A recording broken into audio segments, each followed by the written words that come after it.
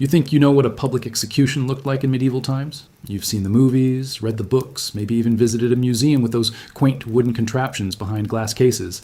But sitting there in your comfortable chair, scrolling through sanitized history, you have no idea what really happened. An entire town gathered to watch someone die. Tonight, I'm going to take you back to a time when death was entertainment, justice was theater, and the line between civilization and savagery was as thin as the rope around a condemned man's neck. Close your eyes for a moment. Can you smell it? The mixture of unwashed bodies packed together, the acrid smoke from torches, the metallic tang of fear that hangs in the air like morning fog. That's the smell of medieval justice, and it's about to get much worse. The year is 1347, and we're standing in the town square of a typical English village. The crowd has been gathering since dawn, not for a festival or market day, but for something far more thrilling. Today, someone is going to die, and everyone wants the best view. Children perch on their father's shoulders, merchants abandon their stalls, and even the local priest has found a convenient spot near the scaffold. This isn't just an execution. It's the social event of the season. But here's what your history books didn't tell you. These weren't somber, quick affairs designed to serve justice and move on. No, these were carefully orchestrated performances that could last for hours, sometimes even days. The condemned wasn't just killed, they were transformed into a living lesson, a breathing symbol of what happens when you cross the established order. And the crowd? They weren't merely witnesses. They were participants in a ritual as old as civilization itself, one that revealed the darkest corners of the human soul.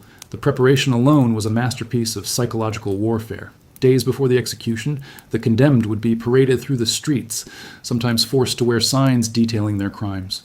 Other times, stripped nearly naked to maximize their humiliation. This wasn't just about punishment, it was about breaking them completely before the final act. The authorities understood something we've forgotten, that the anticipation of death could be more torturous than death itself. Picture Thomas Whitehorse, a grain thief who made this mistake of stealing from the wrong lord in 1352. For 3 days before his execution, he was dragged through every street in town, forced to confess his sins at each corner, while the crowd pelted him with rotten food, human waste, and whatever else they could find. By the time they brought him to the scaffold, he was barely recognizable as human. His crime? Stealing enough grain to feed his starving family for a week. The scaffold itself was a work of art. If your idea of art involves maximizing suffering and ensuring the best possible view for the paying customers. Yes, paying customers. The best spots near the platform were sold like theater tickets, with prices varying based on proximity to the action.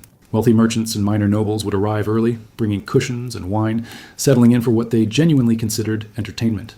The executioner was the star of this grotesque show, and many developed reputations that preceded them from town to town. They had names, signatures, preferred methods. Some were known for their efficiency, a quick, clean death that disappointed the bloodthirsty crowd.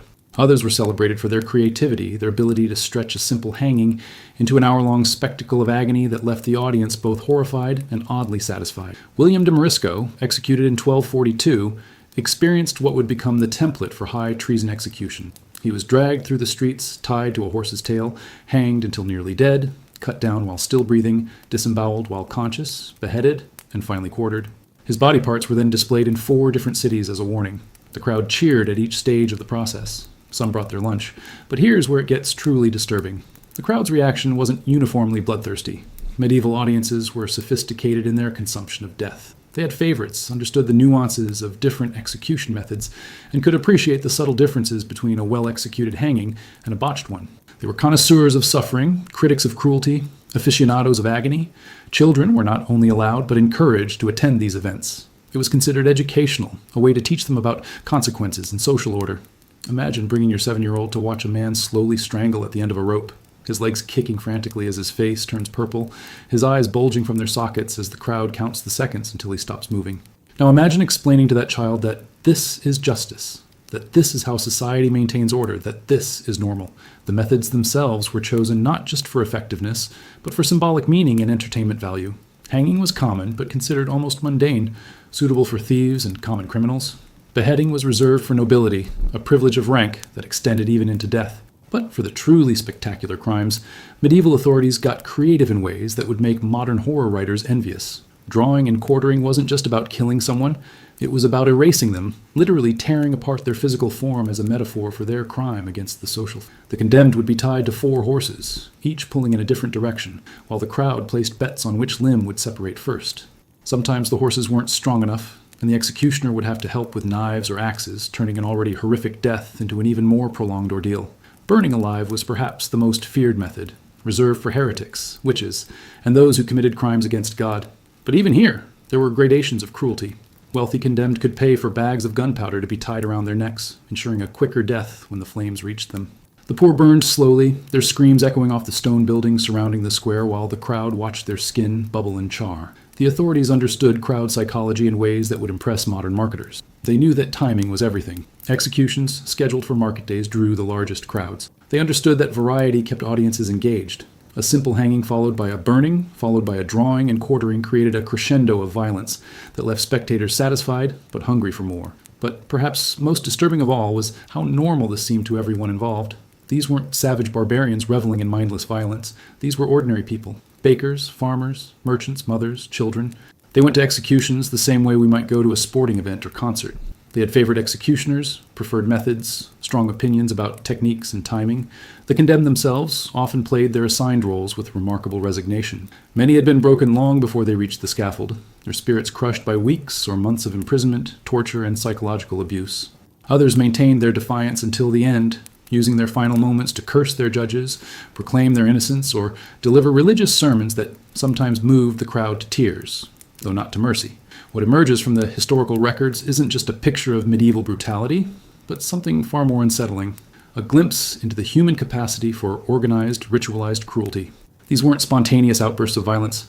They were carefully planned, socially sanctioned events that brought communities together in the shared experience of watching their fellow humans die in the most horrible ways imaginable. And here's the question that should keep you awake tonight.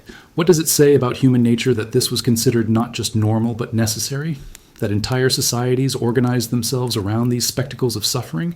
That children grew up thinking this was how the world worked, how justice was served, how order was maintained? But this story is far from over. What I've shown you tonight is just the surface, the visible part of a much darker reality. The real horror of medieval executions wasn't just in the methods or the crowds or even the suffering of the condemned. It was in how these events shaped society, how they created a culture where cruelty was not just accepted but celebrated, where the line between justice and entertainment dissolved completely. Next time you're in a crowd, cheering for your team or booing the opposition, remember the crowds of medieval England cheering as Thomas Whitehorse's body swung from the gallows. And ask yourself, how much have we really changed? Because the capacity for cruelty doesn't disappear. It just finds new forms, new outlets, new justifications. The theater of death may have moved from the town square to our screens, but the audience remains the same. You thought the crowd was the most disturbing part? You thought watching ordinary people cheer for death was as dark as this story gets? Oh, you sweet, naive soul. What I showed you was just the appetizer. The real feast of human depravity was still to come, because medieval executions weren't just about killing. They were about turning death into profit, spectacle into industry, and suffering into the most popular entertainment of the age. Let me take you deeper into this rabbit hole of organized cruelty. Picture London, 1381, during the Peasants' Revolt. The authorities didn't just execute the rebels. They turned their deaths into a weeks-long festival that generated more revenue than most towns saw in a year. Vendors sold food, ale, and souvenirs. Pickpockets worked the crowds. Prostitutes set up temporary brothels in nearby buildings. Death had become big business, and business was booming. The economics of execution were as carefully calculated as any modern entertainment venture. Town officials would estimate crowd sizes, set pricing for premium viewing spots, and negotiate with vendors for percentage cuts of their sales. The condemned weren't just criminals. They were products, their deaths monetized and marketed with the efficiency of a medieval Amazon. But here's where it gets truly sick. The authorities learned to manipulate the crowd's emotions like a master conductor leading an orchestra of hate. They understood that a quick death was bad for business, that suffering needed to be carefully calibrated to maximize both entertainment value and moral impact. Too little pain, and the crowd felt cheated. Too much, and they might actually feel sympathy for the condemned. Enter the professional torturers, artisans of agony who elevated cruelty to high art. These weren't sadistic psychopaths working in dark dungeons. They were respected craftsmen with apprentices, guilds, and standardized pricing structures. Master torturer Geoffrey de Neville kept detailed records of his work, noting which techniques produced the most dramatic responses, which tools created the most spectacular wounds, and which timing generated the loudest screams. The torture wasn't random violence. It was performance art with the human body as canvas. Each cut, each burn, each broken bone was carefully planned to create maximum visual and auditory impact. The screams weren't just byproducts of pain. They were the soundtrack to the show, carefully orchestrated to rise and fall in rhythm with the crowd's bloodlust. And the crowd, God, the crowd. They developed a sophisticated vocabulary for describing different types of suffering. They had favorite torturers the way we have favorite actors. They would travel from town to town following famous executioners like groupies following rock stars. Some kept journals, detailed accounts of every execution they attended, rating them like restaurant reviews. Margaret de Clare, wife of a wealthy merchant, kept such a journal from 1356 to 1374. Her entries read like a wine connoisseur's tasting notes. The heretic's screams reached exceptional pitch when they applied the heated irons to his feet. The crowd was most appreciative. The executioner's timing was superb. He allowed just enough recovery between torments to build anticipation. 4 stars. Children weren't just passive observers. They were active participants in this theater of cruelty. They threw stones at the condemned, competed to see who could hit the most sensitive spots, learned to read the signs of approaching death in a victim's face. This wasn't considered disturbing. It was considered education, preparation for adult life in a world where violence was currency and cruelty was normal. The condemned themselves became unwilling actors in these productions, forced to play roles that had been scripted centuries before their births. Heretics were expected to recant their beliefs while burning. Traitors were supposed to beg forgiveness from the king.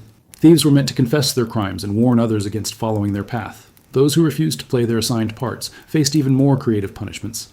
But the most chilling aspect of these executions wasn't the physical torture. It was the psychological manipulation that preceded it.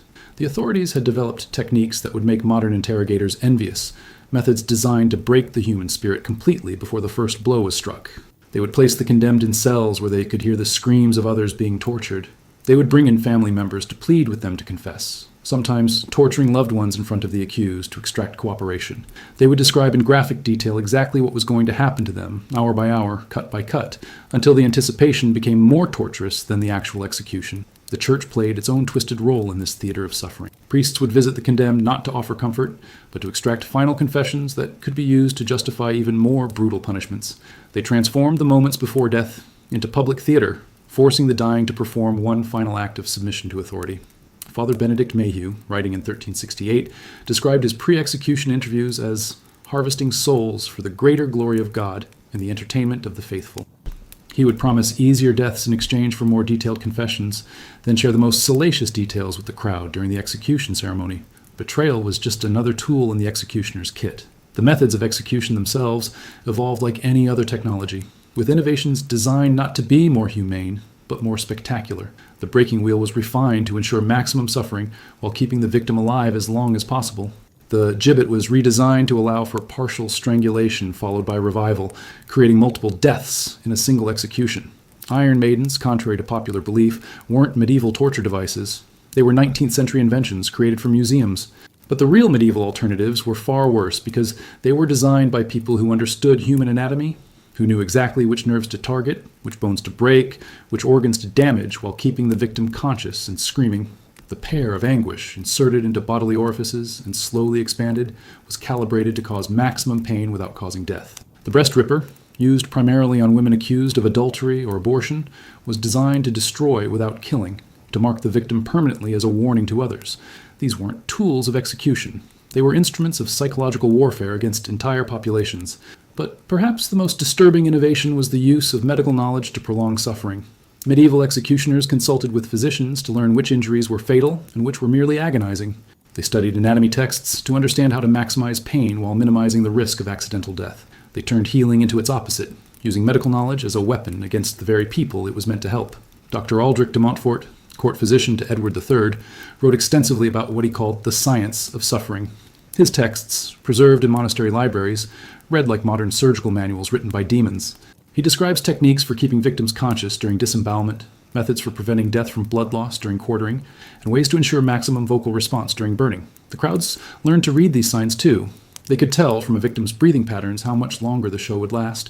They could predict from the color of a blood whether an injury was fatal or merely theatrical. They developed the expertise of trauma surgeons, but used it to evaluate entertainment rather than provide treatment. And here's what should terrify you most of all. This wasn't the product of a few sadistic individuals. This was systematic, institutionalized cruelty endorsed by church and state, supported by legal frameworks, and celebrated by entire communities. These weren't aberrations. They were the norm, the accepted way that civilized society maintained order and provided entertainment. The legal codes that governed these executions were written by learned men, reviewed by scholars, approved by kings, and blessed by bishops. The techniques were passed down through generations, refined and improved like any other craft. The crowds were made up of ordinary people. Farmers, merchants, craftsmen, mothers, children, people who went to church on Sunday and considered themselves good Christians. What we're looking at isn't medieval barbarism, it's human nature stripped of modern pretenses. It's what happens when societies organize around the principle that some people's suffering is not only acceptable but necessary for the greater good. It's the logical conclusion of systems that divide humanity into categories of worthy and unworthy, saved and damned us and them. But the story gets even darker, because what I've shown you so far is just the public face of medieval execution. The real innovations, the true artistry of cruelty, happened in private, in the dungeons and torture chambers where the authorities could work without the constraints of public opinion or the need to maintain any pretense of justice. That's where we're going next, into the depths of medieval sadism where even the pretense of justice was abandoned and cruelty became its own justification, where the screams echoed off stone walls that no crowd could hear, where techniques were developed that were too extreme even for public consumption. Are you ready to go deeper?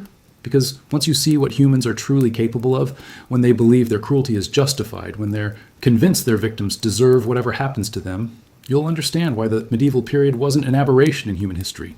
It was a revelation. You've seen the public spectacle, witnessed the carnival of death that medieval society called justice, but that was theater, performed for the masses, constrained by the need to maintain at least the appearance of righteousness.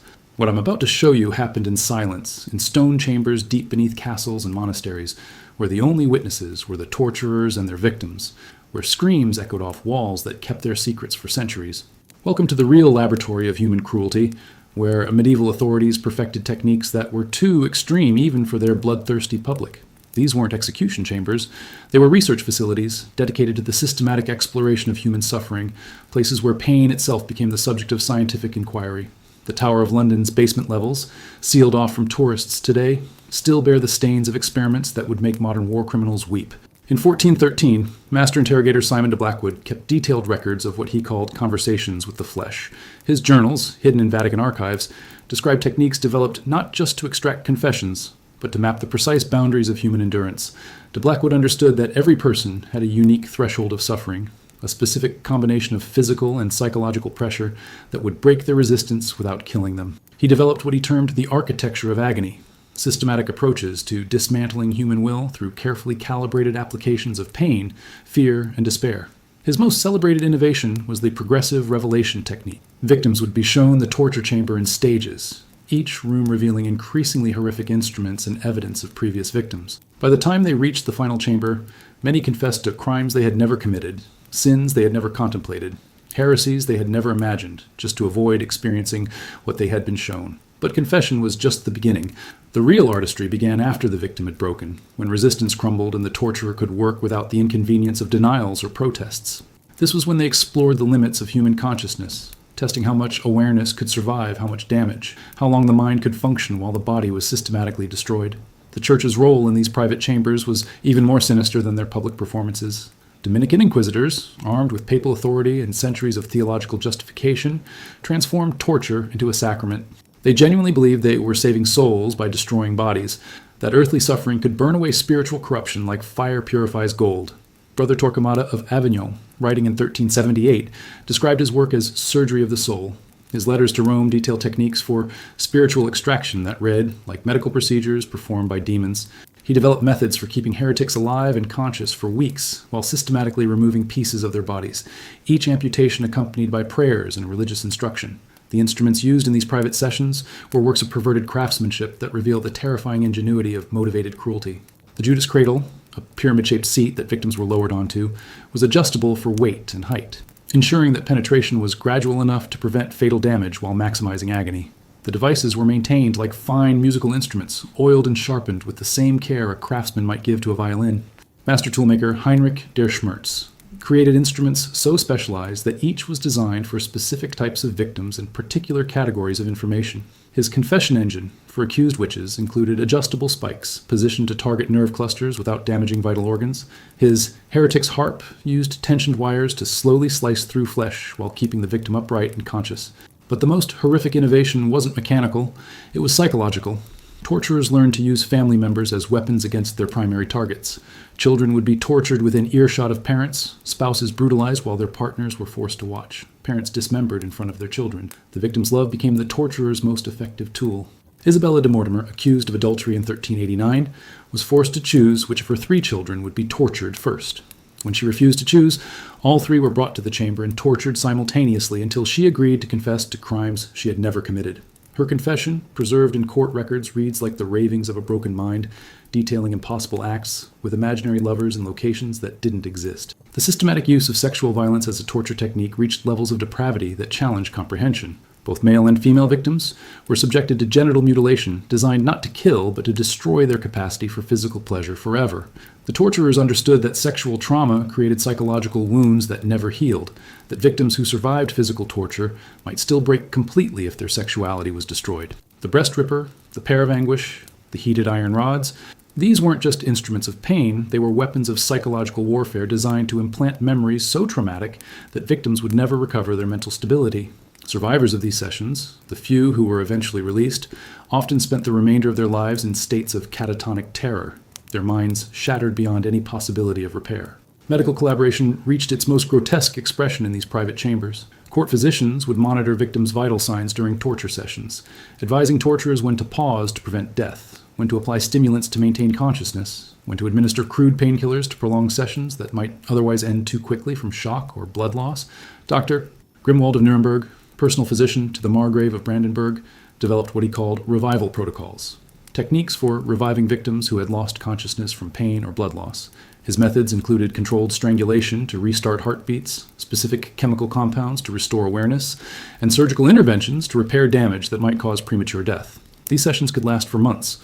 Victims would be kept in states of controlled deterioration, their bodies maintained just above the threshold of death, while their minds were systematically dismantled. The torturers learned to read the signs of approaching madness, to calibrate their techniques to keep victims coherent enough to experience their suffering fully, while gradually destroying their capacity for rational thought. The record-keeping in these chambers reveals an obsession with documentation that borders on the academic. Every session was recorded, every technique cataloged, every victim's response analyzed for future reference.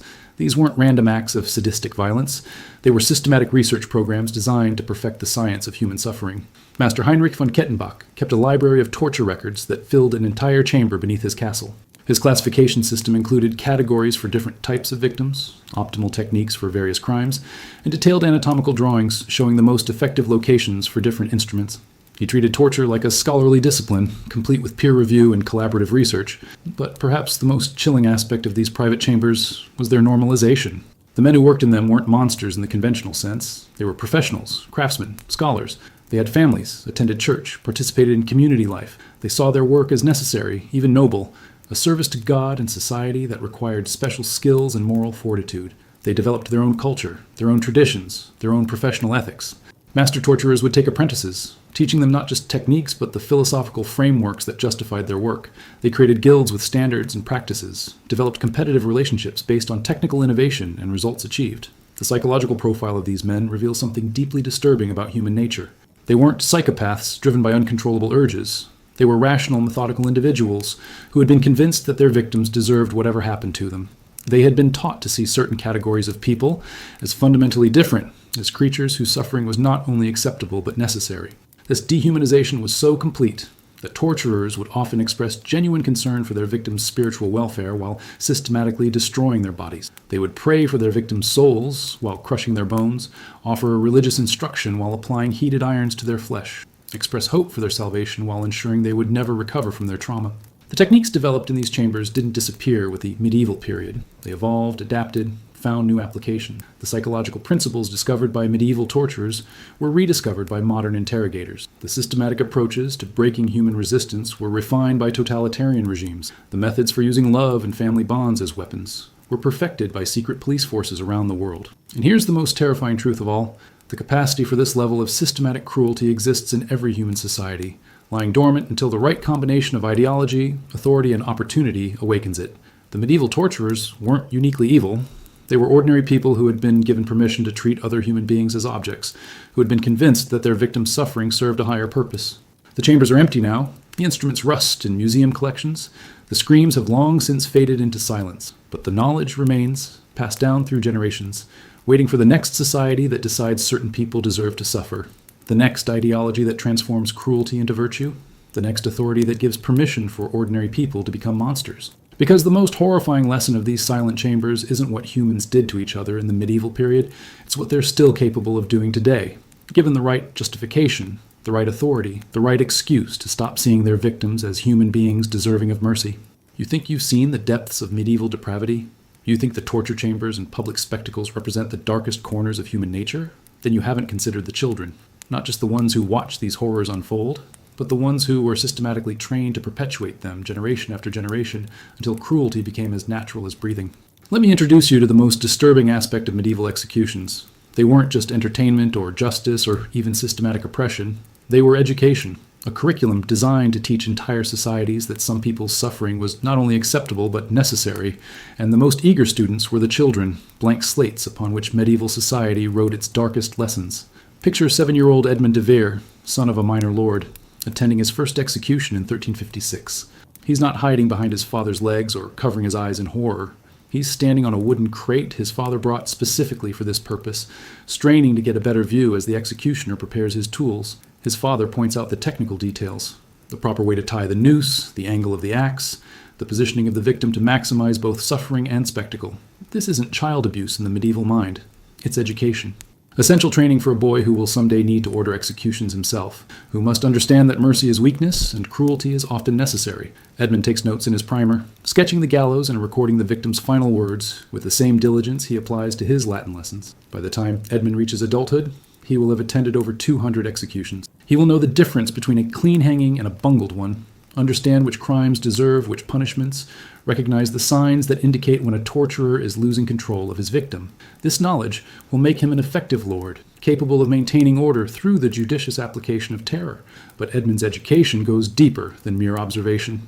At age 12, he begins training with the castle's executioner, learning to tie proper knots, sharpen blades, and read the physiological signs that indicate optimal timing for different techniques. This isn't considered disturbing. It's considered practical education for a future leader who must understand every aspect of maintaining authority. The guild system that governed medieval trades extended to execution and torture. Master executioners took apprentices, usually starting them at ages as young as 10 or 11. These children learned their craft through hands-on experience, beginning with maintaining equipment and progressing to direct participation in torture sessions and executions. Young Thomas Apprentice Payne, records show, began his training under Master Executioner William de Norwich in 1344 at age 11. His training journal, preserved in the Royal Archives, details a curriculum that reads like a university program designed by demons. Year 1, equipment maintenance and victim preparation. Year 2, basic torture techniques and crowd management. Year 3, advanced interrogation methods and medical collaboration. Year 4, independent execution management and innovation development. By age 15, Thomas had personally participated in over 50 executions and torture sessions. His journal entries show no sign of trauma or moral conflict. They read like the technical notes of any craftsman perfecting his trade. He describes the screams of victims with the same analytical detachment that a baker might use to describe the browning of bread. The church played its own role in this systematic corruption of innocence.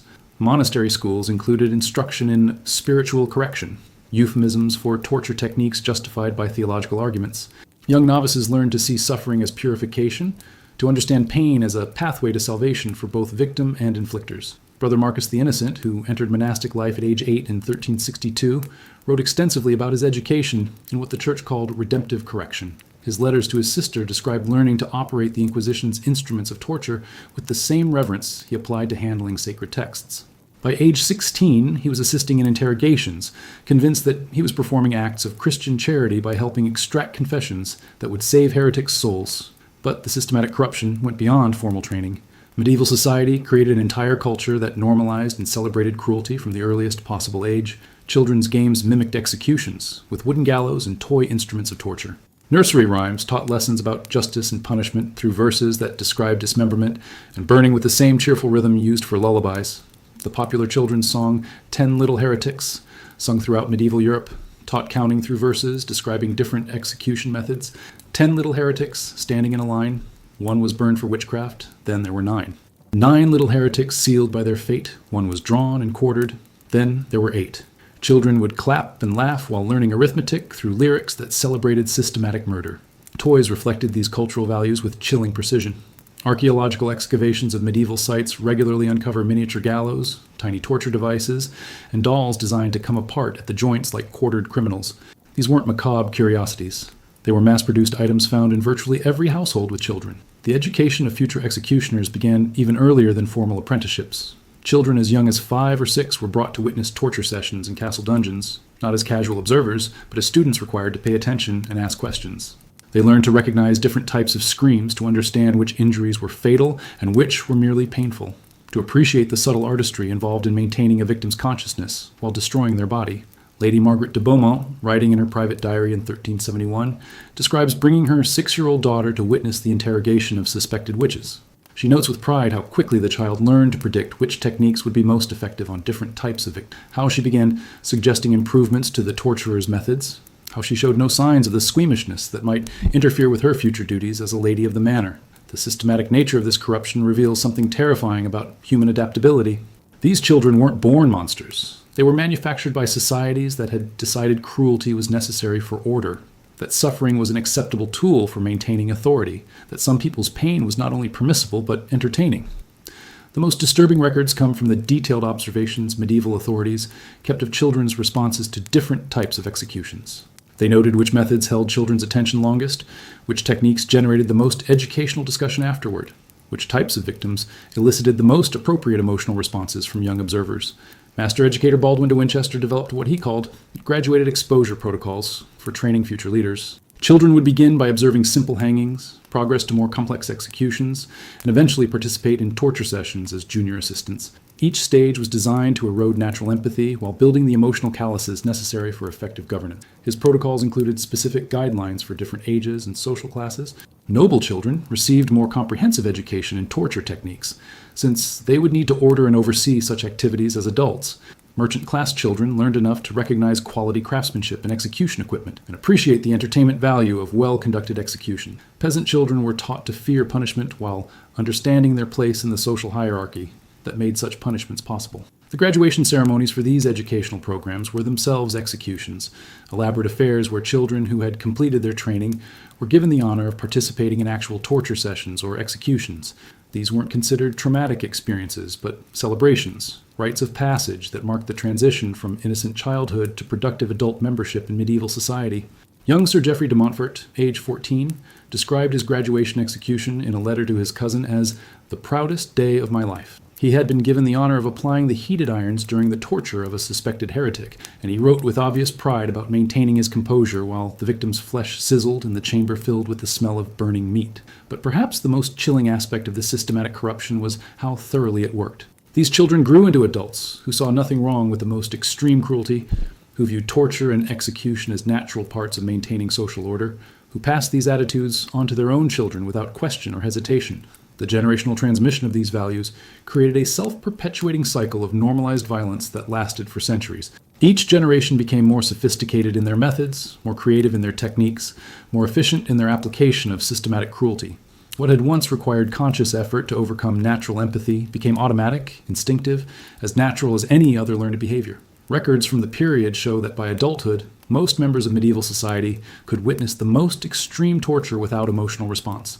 They had been so thoroughly conditioned that screams of agony registered as background noise that the sight of human flesh being systematically destroyed generated no more emotional impact than watching a blacksmith shape iron. This conditioning extended beyond mere tolerance for violence. It created active enjoyment of others' suffering. Adults who had been properly educated as children didn't just accept torture and execution as necessary evils. They genuinely enjoyed them as entertainment, looked forward to them as social events, planned their schedules around particularly elaborate executions. The children who survived this education became parents who perpetuated it, teachers who refined it, authorities who expanded it. They created institutions designed to identify and train the next generation of executioners and torturers, schools dedicated to perfecting techniques of cruelty, apprenticeship programs that turned the systematic infliction of suffering into a respected profession. And here's what should terrify you most. This systematic corruption of innocence didn't end with the medieval period. The techniques were refined, the methods improved, the justifications updated for new ideologies and new enemies. The systematic training of children to accept and participate in cruelty has appeared in every society that decided certain groups of people deserve to suffer. The Holocaust didn't spring from nowhere. It emerged from educational systems that taught children to see some people as less than human. The killing fields of Cambodia weren't spontaneous outbursts of violence. They were the product of systematic indoctrination that began in childhood. The genocides that continue to plague our modern world all follow the same pattern. Identify the enemy, dehumanize them, and train the next generation to see their suffering as necessary, even righteous. Because the most effective way to perpetuate systematic cruelty isn't through force or propaganda directed at adults. It's through education that begins in childhood, that shapes developing minds to accept cruelty as normal, that creates generations of people who can inflict the most horrible suffering while maintaining their self-image as good, moral individuals serving a necessary cause. You've witnessed the spectacle, explored the private chambers, seen how children were systematically corrupted to perpetuate cycles of cruelty, but all of this was just preparation for what I'm about to reveal. The moment when medieval society stopped pretending these executions were about individual justice and revealed their true purpose: the systematic elimination of entire categories of human beings through industrialized murder. The year 1348 changed everything. The Black Death wasn't just a plague, it was an opportunity, a crisis that medieval authorities used to perfect techniques of mass execution that would make modern genocides possible. What had been individual torture and execution became assembly line murder, systematic extermination disguised as public health measures and religious purification. Let me take you to Avignon, 1349, where Pope Clement VI issued what he called the Purification Protocols. These weren't responses to the plague. They were instruction manuals for systematic genocide, detailed guides for identifying, categorizing, and eliminating what the Church considered corrupted populations that were allegedly spreading divine punishment through their very existence. The protocols divided potential victims into categories with chilling precision: Jews who had allegedly poisoned wells, heretics whose beliefs had invited divine wrath, witches whose practices had corrupted the natural order, and moral degenerates whose behavior had brought God's punishment upon Christian society. Each category had a specific identification procedures, standardized interrogation techniques, and recommended execution methods designed for maximum efficiency and minimum cost. Master Coordinator Philippe de Mordibus was appointed to oversee the implementation of these protocols across southern France. His administrative records, sealed in Vatican archives for centuries, reveal an organizational structure that turned murder into bureaucracy. He established quotas for each region, standardized pricing for execution equipment, and created training programs for local authorities to ensure consistent application of extermination techniques. The efficiency was breathtaking in its horror. What had once taken hours for a single execution was streamlined into processes that could eliminate dozens of victims per day. Specialized teams were created: identification specialists who could spot corrupted individuals in crowds, interrogation experts who could extract confessions in minutes rather than hours, and execution technicians who could kill multiple victims simultaneously using innovative group methods. The burning pits of Toulouse represent the pinnacle of this systematic approach. Rather than individual stakes, authorities constructed massive furnaces capable of cremating dozens of victims at once. The condemned were processed through stations like products on an assembly line: Station 1 for final interrogation, Station 2 for preparation and marking, Station 3 for group confession ceremonies, and Station 4 for mass immolation. Brother Incinerator Dominic kept detailed records of the Toulouse operations from March through August 1349. His daily logs read like industrial production reports. Tuesday, processed 47 units, including 12 heretics, 23 plague spreaders, and 12 moral degenerates. Furnace efficiency at 94%. Recommended increasing pre-processing time to improve throughput. Human beings had become units in a manufacturing process designed to produce death. The medical establishment collaborated with enthusiasm that reveals the depths of professional corruption. Physicians developed diagnostic criteria for identifying plague spreaders, heretics, and moral degenerates based on physical characteristics, behavioral patterns, and social associations. These medical evaluations provided scientific legitimacy for mass murder, transforming genocide into public health policy. Dr. Pestilence Hunter Marcus de Morbo created the corruption assessment protocols used throughout the Papal States. His criteria included physical measurements, behavioral observations, and association patterns that could condemn entire families and communities. A hooked nose indicated Jewish heritage and well-poisoning tendencies. Left-handedness suggested heretical inclinations. Unmarried status in women over 20 implied witchcraft or moral degeneracy. These medical assessments weren't perfunctory examinations. They were theatrical performances designed to provide legal and moral justification for predetermined outcomes. The physicians understood that their role wasn't diagnostic but ceremonial, providing scientific credibility for decisions that had already been made based on economic opportunity, social convenience, and ideological necessity. The economic incentives driving these mass executions reveal the intersection of greed and genocide that would recur throughout human history. Condemned individuals' property was confiscated by local authorities, creating powerful financial motivations for identifying as many victims as possible. Entire towns could fund major construction projects through the systematic execution of their wealthier residents. Account books from the period show the precise economics of genocide. The cost of execution materials and personnel was offset by confiscated property, creating profitable operations that became major sources of municipal revenue. Some authorities developed sophisticated cost-benefit analyses, calculating optimal victim-to-profit ratios and adjusting their identification criteria to maximize financial returns. Mayor Thomas Goldcounter of Carcassonne increased his town's execution rate by 340% in 1349, generating enough revenue to build new city walls, expand the cathedral, and establish a permanent torture facility for future operations. His administrative genius lay in recognizing that mass murder could be a sustainable economic model if properly managed and systematically applied. The logistics required for these mass executions created entire industries dedicated to death. Specialized manufacturers produced execution equipment in bulk quantities. Professional executioner teams traveled from town to town offering their services like any other skilled tradesman. Funeral coordinators developed efficient methods for disposing of massive quantities of human remains.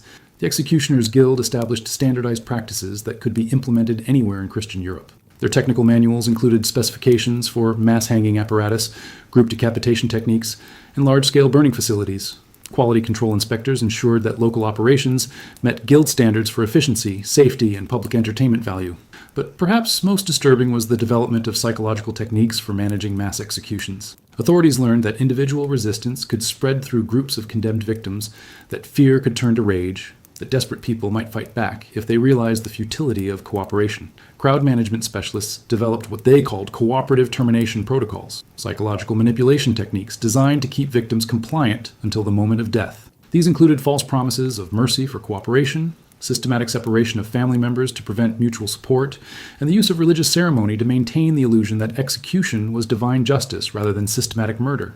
The most sophisticated of these techniques was the salvation theater, elaborate religious ceremonies conducted immediately before mass executions. Victims were led through elaborate confession and absolution rituals that convinced them their deaths would guarantee their soul's salvation. Many walked willingly to their deaths, believing they were participating in divine sacraments rather than victim-assisted suicide. Father Salvation Merchant Benedict perfected these techniques during the Avignon operations. His ceremony scripts, preserved in monastic libraries, read like psychological warfare manuals disguised as religious instruction. He understood that victims who believed their deaths had spiritual meaning were far less likely to resist, scream, or create disturbing spectacles that might generate sympathy among observers. The children born during this period grew up in societies where mass murder had become administrative routine.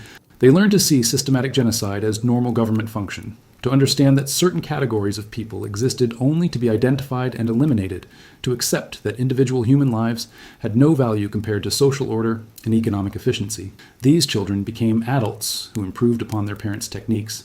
They developed more efficient identification methods, more cost-effective execution procedures, more sophisticated justification systems. Each generation refined the machinery of mass murder, making it more systematic, more efficient, more capable of eliminating larger numbers of victims with minimal social disruption. The documentation from these operations was preserved with bureaucratic precision that reveals the administrative mindset behind systematic genocide. Every victim was cataloged, every execution recorded, every confiscated asset inventoried. These weren't crimes of passion or spontaneous outbursts of violence. They were carefully planned, meticulously executed administrative programs designed to reshape society through selective elimination of unwanted populations. Regional coordinators filed regular reports to central authorities detailing their progress, identifying operational challenges, and requesting additional resources. Quality assurance inspectors evaluated local operations for compliance with established protocols. Financial auditors ensured that execution programs remained profitable and economically sustainable. The purification protocols established templates that would be used repeatedly throughout European history whenever authorities decided that certain populations needed to be eliminated. The identification criteria, administrative structures, execution techniques, and justification systems developed during the 1349 operations provided blueprints for every subsequent genocide in Western civilization. The Spanish Inquisition adapted these methods for religious purification.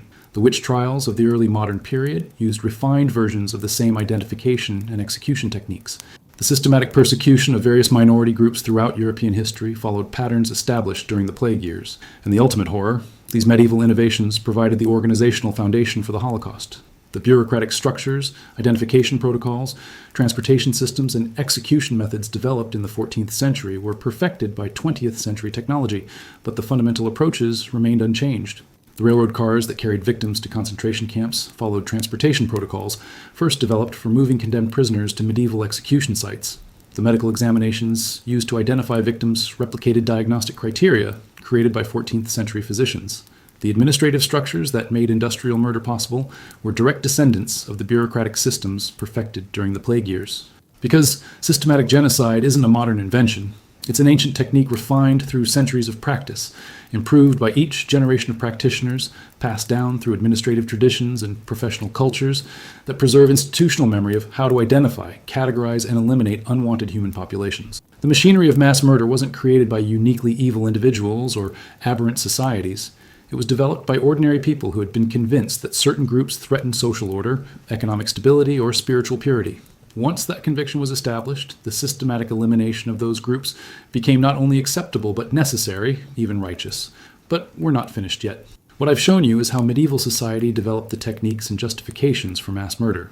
What remains is the most terrifying revelation of all: how these systems perpetuated themselves, how they created cultural and institutional structures that made systematic genocide not just possible but inevitable, how they embedded the capacity for mass murder so deeply into human civilization that it became nearly impossible to eliminate. You sit there in your comfortable modern world, convinced that the horrors I've described belong safely in the past, that humanity has evolved beyond such systematic cruelty. You tell yourself that medieval executions were products of ignorance and superstition, that education and enlightenment have made such barbarism impossible in civilized society. But look closer at your world, really look, and you'll see the same patterns, the same justifications, the same machinery of death, wearing different clothes and speaking different languages. The most chilling truth about medieval executions isn't that they happened, it's that they never stopped happening. The techniques evolved, the technology improved, the justifications updated, but the fundamental structures remained unchanged. What began in medieval town squares has continued through every subsequent century, adapting to new ideologies while maintaining the same essential function: the systematic elimination of those deemed unworthy of life. The Spanish Inquisition didn't invent new methods. It refined medieval techniques with Renaissance efficiency. The witch trials that swept through Europe weren't departures from medieval justice. They were its logical extension, using updated theological frameworks to justify the same systematic identification and elimination of scapegoat population. The Salem witch trials brought these medieval methods to America, establishing patterns of mass hysteria and systematic persecution that would echo through American history. The same identification techniques, the same extraction of confessions through torture, the same community participation in judicial murder, all transported across the Atlantic and adapted to Puritan sensibilities. But it wasn't until the 20th century that medieval innovations reached their full potential. The Holocaust wasn't an aberration. It was the culmination of techniques perfected over 6 centuries of systematic genocide. Every aspect of Nazi extermination camps had medieval precedents: the identification protocols, the transportation systems, the dehumanization processes, the industrial-scale execution methods. The gas chambers of Auschwitz used the same principles as the burning pits of Toulouse: efficient group execution methods designed to maximize throughput while minimizing personnel costs. The selection ramps where victims were sorted into work details or immediate execution replicated the triage systems developed by medieval authorities during plague years. Dr. Joseph Mengelé's medical experiments weren't unprecedented scientific inquiry. They were continuations of research programs begun by medieval physicians who collaborated with torturers to map the limits of human endurance. The same questions, the same methods, the same callous curiosity about human suffering disguised as scientific advancement. The bureaucratic apparatus that made the Holocaust possible was directly descended from medieval administrative systems. The careful documentation, the standardized procedures, the quality control mechanisms, the cost-benefit analyses, all refined versions of techniques developed by authorities like Philippe de Mortibus during the 14th century purification programs. But the Holocaust was just one example among many. The Armenian genocide used medieval techniques adapted for modern nationalism. The Khmer Rouge applied systematic elimination methods to ideological purification. The Rwandan genocide demonstrated how quickly medieval identification and execution protocols could be activated using modern communication technology. Stalin's purges, Mao's Cultural Revolution, Pol Pot's killing fields, every major genocide of the modern era has followed patterns established in medieval Europe. The same identification of scapegoat populations, the same dehumanization processes, the same systematic extraction of confessions, the same industrial-scale elimination methods.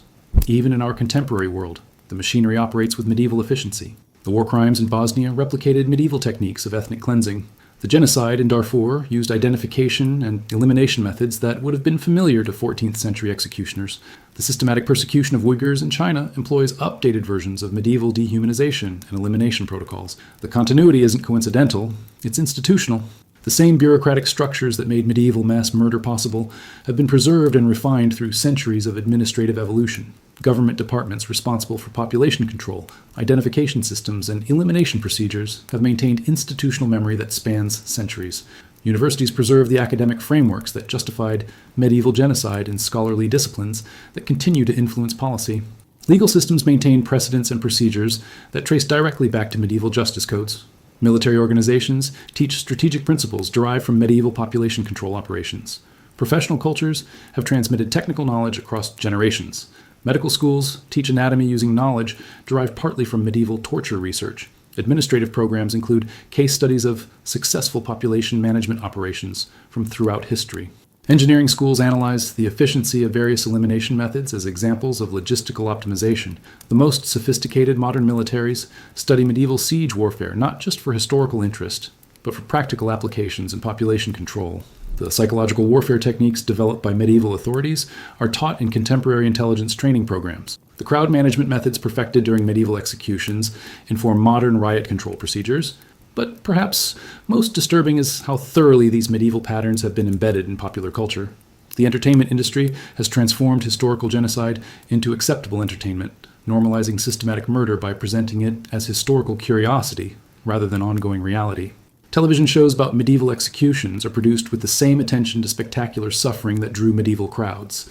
Documentaries about historical genocides are structured like entertainment, complete with dramatic music and carefully edited footage designed to maximize emotional impact rather than understanding. Video games allow players to experience systematic murder as interactive entertainment. This cultural normalization serves the same function as medieval execution spectacles.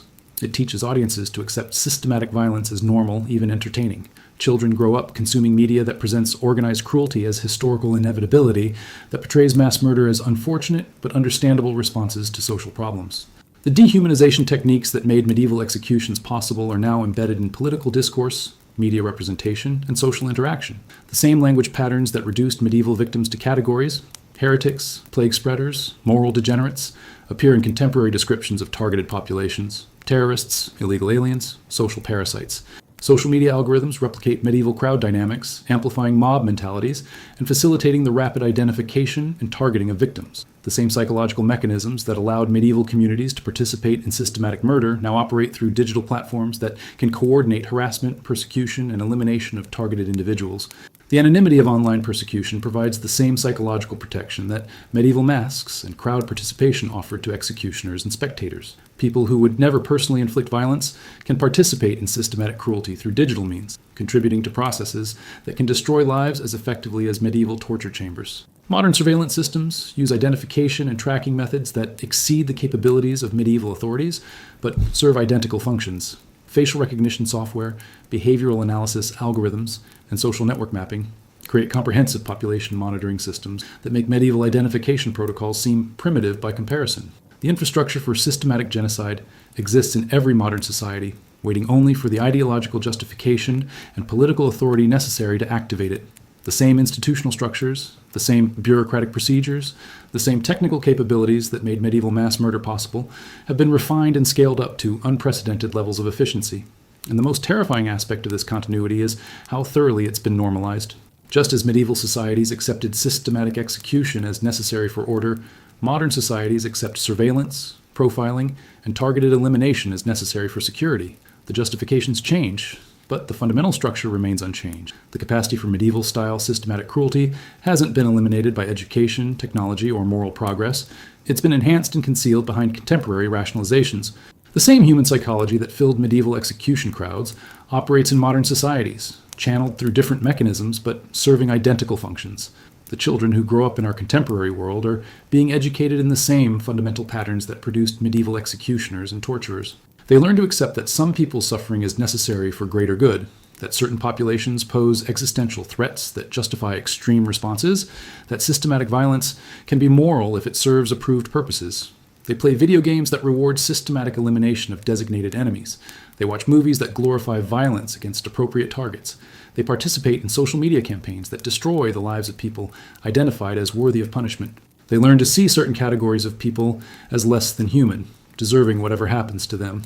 The machinery of medieval execution has never been more powerful, more efficient, or more capable of systematic elimination than it is today.